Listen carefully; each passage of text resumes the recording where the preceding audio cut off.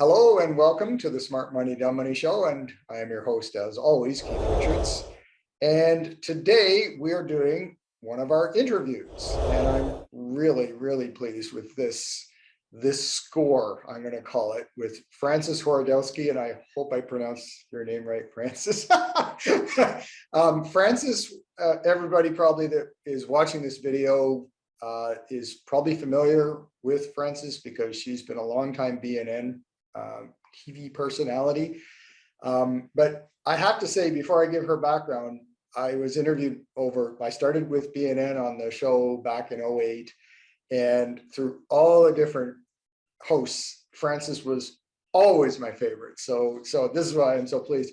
And I'm going to give some background on Frances. This is where I have to hold up a piece of paper. Frances has been in the business since 1970. She started in the insurance side, but she, by the 80s, moved into the brokerage side and actually worked her way up through become a manager. And she's actually got a different background than my own as a technical person. She's a CFA, which is great because that perspective by itself is something that I'm happy to have on the show. But more than that, Frances interviews many people. We were talking about this just a minute ago off camera, that Frances sees people like me from the technical world and quant people and all these different economists, etc. And she puts it all in her cranial vault and has a big pile of experience and opinions that she can draw on when she talks to us about the markets. So I'm just so thrilled to have Frances on, and Frances, welcome to the show. Thank you very much. It's a pleasure to be here. It's great. So we talked a little bit about what we were going to talk about just recently, and we decided to keep it pretty open. In other words, I'm going to just start off with an initial question that everybody's thinking anyways, which is, Frances, maybe just give us sort of a broad view on what you think is happening in the markets, where it may be heading or not heading, and just some broad perspectives on what you're seeing out there from your views. So thank you very much for inviting me. As I said, just as a little bit of additional background, I started on BNN the month that Bear Stearns went down in 2008. The greatest time to be in financial TV. Was pretty amazing 1 year, actually, until the markets bottomed in March of, some say October of 2008, but most people think March of 2009. In any event, and I've been through too many bull and bear markets to count, but I did want to start, as you said, with kind of a big picture thing. And the first big picture comment I want to make is that I'm not sure why, when we have had such an unprecedented couple of years, remember unprecedented was the word of 2020, we've had, the pandemic, supply chain upsets, huge government stimulus, trillions in negative rate fixed income investments, in particular in Europe, a war, the rise of authoritarianism and tyranny around the world. All of those things have been pushing us one way or the other over the past couple of years. And it strikes me as odd that we think that all of our old tools and rules are going to help us this time around. I don't want to say it's different this time, but maybe the interaction of all of these things and how we interact with all these things will make for outcomes that are different than previous, whatever you want to call them, dislocations, crises, whatever they are. So that was the first thing I wanted to mention. And the second is sort of aligned with it, is that there is just so much information out there. Social media, good information, bad information, lies. And I think increasingly, we have to have, and I'm going to thank Howard Lindzen, who started FinTwits, and I kind of follow him for this thought process, is that we have to have better and more stringent filters than we ever had before. And I don't mean not to, kind of use a mosaic and get information from all over the place and make decisions, but there's too many bad things that are being thrown at us. And so we always have to, got to step back. We've got to filter out the noise. And that noise is making things move so much faster than than I've ever seen. And rotation happen faster. Maybe even bull and bear markets happen faster than, and economic expansions and contractions happen faster than they ever did before. So those are kind of the big picture things I wanted to kind of, opine on, that it might not be different this time, but the results might be different than we have seen in the past. So that's kind of my big picture view, how I approach things. And, maybe you can start throwing questions at me about where you want to go. Sure. Well, yeah. And Frances, it's interesting you bring that up because, you interviewed me a million times, and I was always that one guest that didn't want to have my top picks, presented 6 months from now. I like, a month or 2 months or whatever, like the next show I would always ask, because I've always been a believer in, there's a case for holding long-term, but that case for holding long-term is becoming, as you're mentioning, harder to make because the market has become far more neurotic based on, like you said, the social media, the info flow, and the BS flow that comes out of many of these sources. We hear stuff.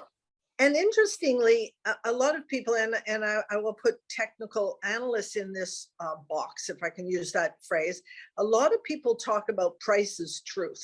So you just look at the price, and that's going to give you a good sense of what's going on.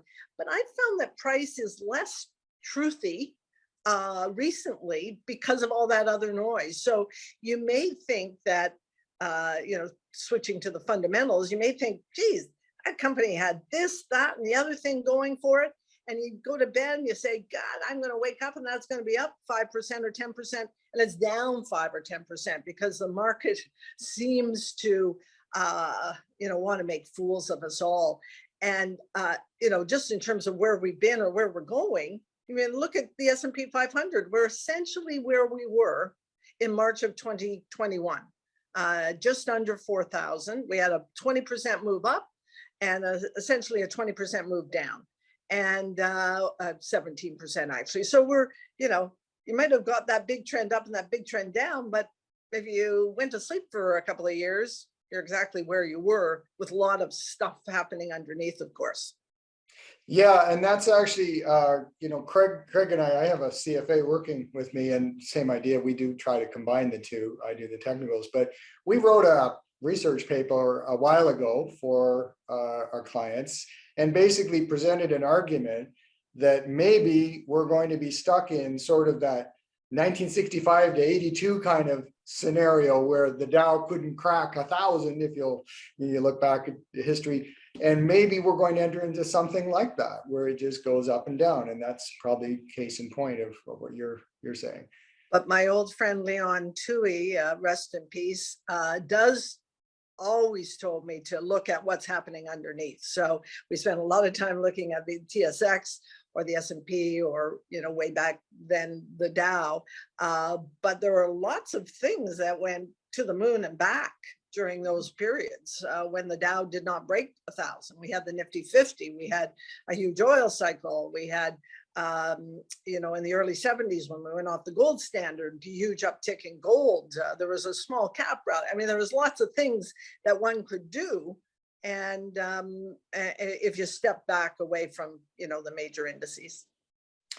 You got to come and work for Value Trap. Because this is what we have been preaching for a while now, is that, see, the couch potato, I don't know if somebody coined that as the couch potato way of investing, where you buy a bunch of index ETFs and you sit on them, and it did work. You can go back 20 years and you would have been really well served to do that. But the future ain't what it used to be, as they say. It's to us, and you can see it like you're talking about right now. There's so much sector rotation, and you can make lots of money on this rotation just because the broad indices, and Craig talked about that in the research paper we wrote up, that basically, things are recapitalized and stuff according to which way the market's moving every year on these indices. But you need to be ahead of that curve and rotate into these these sectors. So absolutely. And that brings me to a question for you. So you were talking about the big picture. Maybe it's going to be choppy and not so easy for indices, but like you said, there's sectors. So what are some of the sectors that you're seeing, at least right now, showing some hope? Some hope, yeah, because I hate that, because the whole hopium thing. But so over the short term, I got no idea, to be honest with you. Yeah. Over the long term, I think that there are some big trends happening in the world, and those big trends are going to be, sadly, deglobalization. So bringing things back on shore. I think that's going to be a big trend that's going to help the industrials, whether it's in America or in Canada. And, before all the banking noise, the industrials were breaking out. And a lot of industrial companies are cheap. So I think that's going to be one area where we can focus. I'm a big fan of copper. I think the demand supply balances are going to be in favor of an imbalance where demand is going to be higher than supply. McKinsey has a report out that says copper, in fact, will have a 20% shortfall in the next, let's call it 10 years. I think there's a huge opportunity in copper. And to be honest with you, the mining companies are making oodles of money at $4 copper. And despite all the recessionary fears and a bit of a hiccup in copper just before the wheels fell off the bus on the American financials, copper pulled back, but then it had a huge move back up. I mean, that commodity is not going down, in my view. So those are two areas. I mean, you can pick and choose amongst the different sectors. I mean, certainly, I'm getting a bit tired of AI already, and it's only been like I know since the end of last year when we had chat GPT and everybody got excited, but there's going to be innovation on the technological side. I tend to be more deflationary than inflationary. I like gold, on a trading basis, but I think, she's kind of persona non grata, but I think Kathy Wood has it right on, some of the global pricing trends, which are going to be deflationary rather than inflationary. And I don't know, the next 6 months or 9 months or whatever. I'm not, again, who knows? I think the long-term trends may in fact be more deflationary than inflationary. I'm not an economist, so I'm sure somebody can pull real big holes in all of that. But that's a trend that I think might happen. In the short term, I want to have a little gold, but I don't know over the long term. Yeah, that's interesting. You like copper because, again, Craig and I, we moved into the metals quite a bit recently. We've seen the volatility. We bought the metals and oil and all that back in late 20 when everybody hated them. Yeah. We sold out early 2022. We basically evaporated out of everything with a few small positions left, but next to nothing. And we've just been moving back into both, but with a particular emphasis because of, like you said, the look of copper. And there are fundamental reasons, like you said, behind the move on copper. So, and the future for copper. Now that actually brings up so one of the guys we like is Larry McDonald from Bear Traps. And he's a guy he was correctly he was one of our influences to look at the commodities back in 20. But he's also saying, look, inflation is not going to be 5%. It might be 3 or 4, but it's still not going to be 2, is what his argument for the next few years. And that really is long-term inflation, right? If you look at long-term, it's always been around 3%. So it kind of stands to reason that 2% is a fantasy if the Fed wants to get us there. And so with a 3% or maybe a 3.5% or even 4% inflation rate, things like copper, oil, whatever you think would be a good place to be. I like Larry a lot. I mean, that man came out of the fire, as you know, of Lehman Brothers. He's got a pretty good, I don't know, a very, very learned man, but pretty good contrarian sense of things, whether it's the bond market, which he knows intimately. Yes. Or the equity market. I used to read them pretty regularly, and I follow them on Twitter. I do, it's a little bit disheartening, Keith, to tell you the truth, that we're kind of in agreement. So, I like, we don't want to be totally on the same page. Yeah, you're right. Yeah, you're right. One area where I'm looking, and I've been so wrong so far this year, and I know you'll not like this, but is the Canadian dollar, which has been a bit of a dog, certainly. But I think, whether it's going to be the commodity trade, whether it's going to be the positive impact of immigration in this country, whether it's going to be, somebody getting and I don't want to talk politics, of course, but somehow getting this country back on a productivity train, if we can do that. And right now, I'm seeing the commercials, who are the so-called smart money, extraordinarily long Canadian dollars, and the speculators, so-called dumb money, extraordinarily short the Canadian dollar. So if I'm wrong long haul, I might be right over the short term. So that's another area where I think that I want to have, and I think there's some reason to suspect that the US dollar will not retain its glow. And you're even seeing that now. I mean, it has not caught a bid in the face of whatever this banking situation is. Usually when, as I like to say, the wheels are falling off the bus, the US dollar is a safe haven. Well, it hasn't been over the last couple of weeks. The yen has. The yen's been more of a safe haven. But the US dollar, although it's strong a bit today, and it's, every day you can make an argument one way or the other. But I think that's a kind of an interesting tell on the global view of the US buck as a place to hide. Yeah, I mean, it's interesting. The yen is usually the contrarian currency against the US dollar, right? And that's our view is largely just technical. So when it comes to looking at the US dollar, we noted that gold had a big pile of resistance at around 80, and gold tends to be the negatively correlated asset to the dollar. And so gold has some resistance right around where it is right now. The US dollar seems to be coming off of a support level. So we felt that maybe, who knows, short to medium term, that the US dollar might do okay.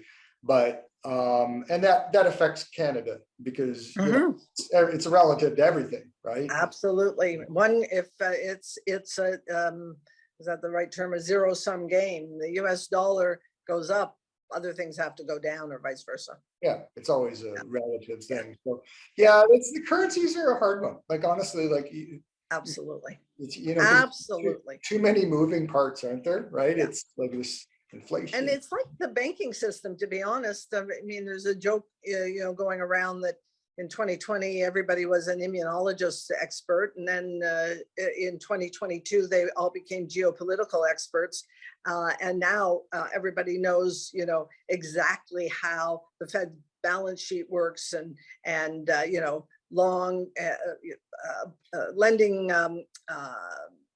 lending long, borrowing short, or vice versa, and how banks work. Nobody knows how banks work. They are probably the most complicated entities on the planet. And all of a sudden, everybody seems to know, or if they don't know, they're running for the hills, and we'll figure it out. We'll figure it out later. So complexity is one of the banes of our existence in the financial services industry right now, or in the investment business. Yeah, you become what do they call it, analysis to paralysis or whatever, because there's just too many things to look at. And you're right, it's actually, that's what always drew me to charts, because like it's a chart, right? There's volume, there's momentum, there's pattern, and then you just make your decision. It's easier. And in the financials, there over the short term, I think we might chart at one point of the financials versus the S&P 500 over a very short term. I mean, we fell out of bed, the small cap banking sector in the US. I mean, down 20 or 30%, some down, of course, 80 or 90% went out of business. But there's going to be jewels to pick up in that crumbling banking sector because, we still need to go to the bank. We still need to borrow money. We still need to earn on our savings. And so, banks aren't going away as an entity. And if you can stomach the volatility here, and if you can, buy the best banks, if you will, and I think Canadian banks are the best banks, you'll probably do okay over, maybe not as well as you did over the past 10 years, but you could probably hide in the banks still, certainly in the Canadian banks with 5% dividend yields. Yeah, well, actually, now this video will be seen probably a week after I make this statement, but I think I sent you the blog. I wrote a blog on the Canadian versus US banks, and I noted, yes, it was largely you can see it on the relative strength chart that I posted. It was the regional banks, the little guys, that have fallen more out of bed. And to your point, the Canadian banks, I mean, they're all down. I think that's a sympathy move more than anything. Plus, of course, interest rates, Yep. But whatever the case, the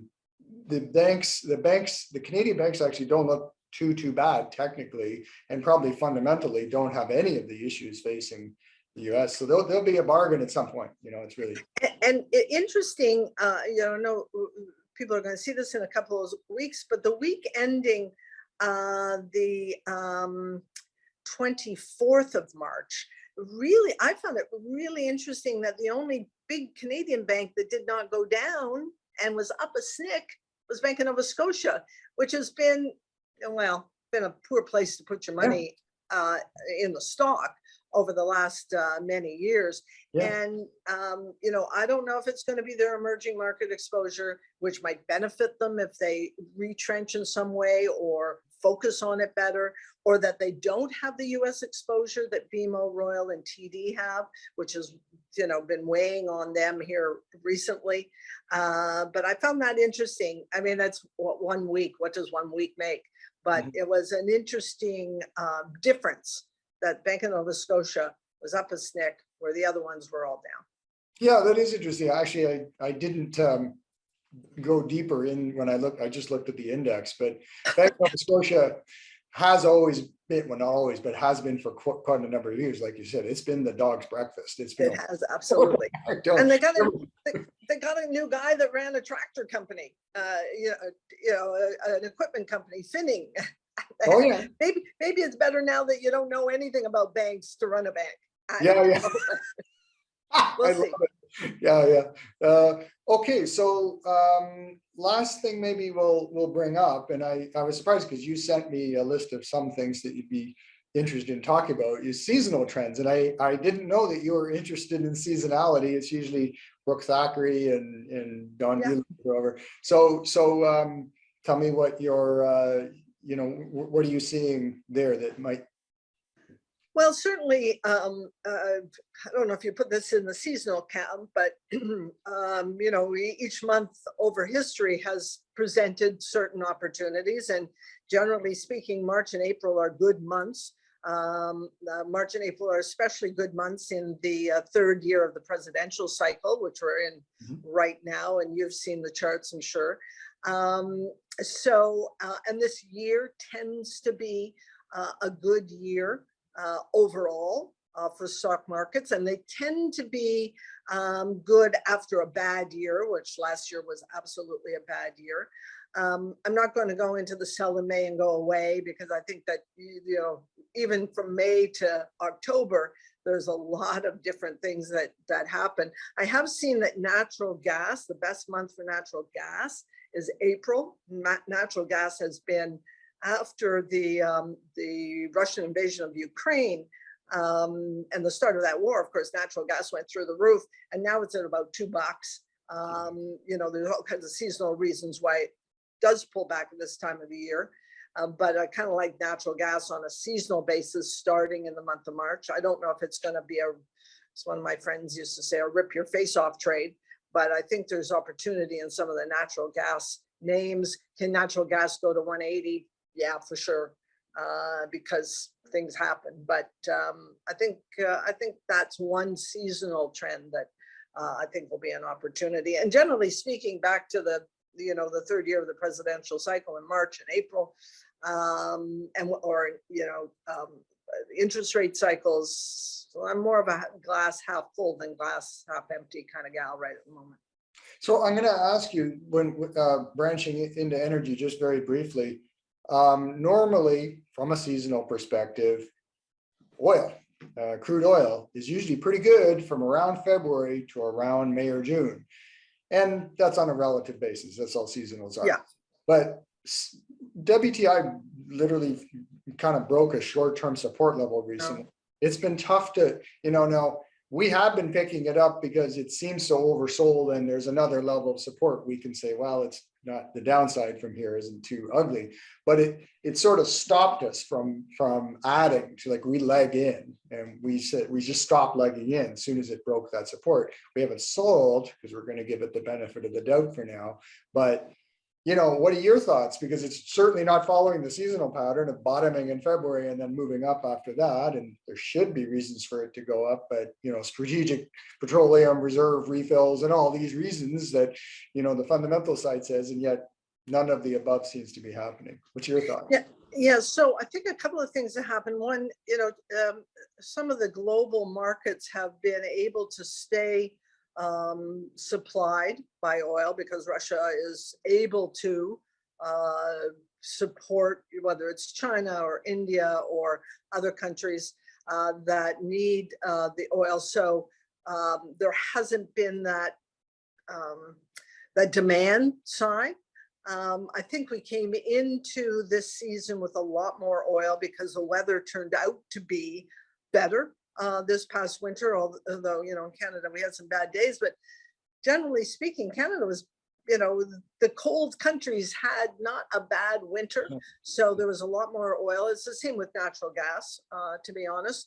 And there's a lot of, I don't know, is it manipulation, between wet barrels and paper barrels, and what OPEC is doing or not doing, some new alignments in the Middle East. So I think that's probably overshadowing traditional seasonal trends.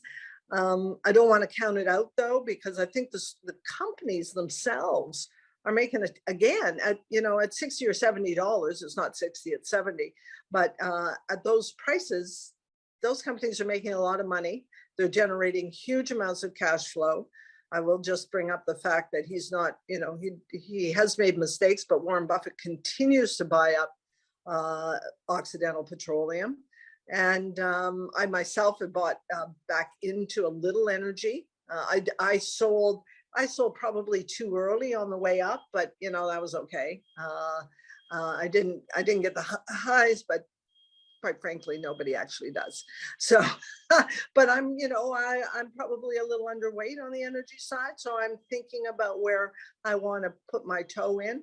And it may be a bit of, it might be a pipeline, it might be a producer, it might be a natural gas player. So I think the fundamentals in the end for the individual companies will hold them up as we kind of move through whatever this spring will bring seasonally.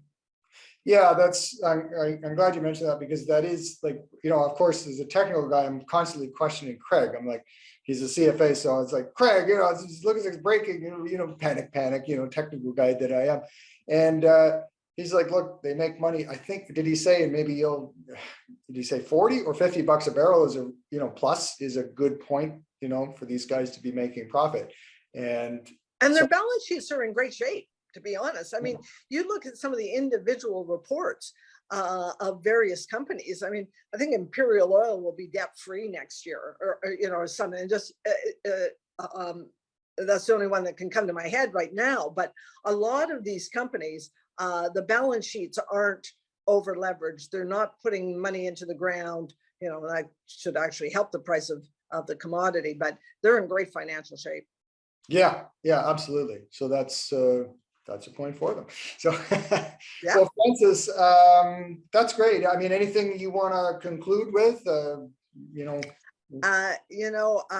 I've been humbled. Every cycle I get humbled. I was going into this, as I say, whatever we call this banking situation. I went in being confident that this was not 2008, 2009. It felt like that over the past couple of weeks. It's a different dislocation than it was way back then. There are still issues out there, but we do tend to come out the other side, fingers crossed. And whether humbled or not, you learn something each cycle, and every day I'm learning something new. Yeah, that's why I love this business. I mean, you can't retire because it's like Hotel California. You can check out but never leave. That's exactly right. That's a good note to end on. So I'm going to just shout out to you have a really cool website. It's so not socially correct, or what do they call politically correct? It's called Views from Abroad. 2 words. And I'm the broad. And so I love that. So, you want to find Frances online, and all her connections to her social media, whatever's there.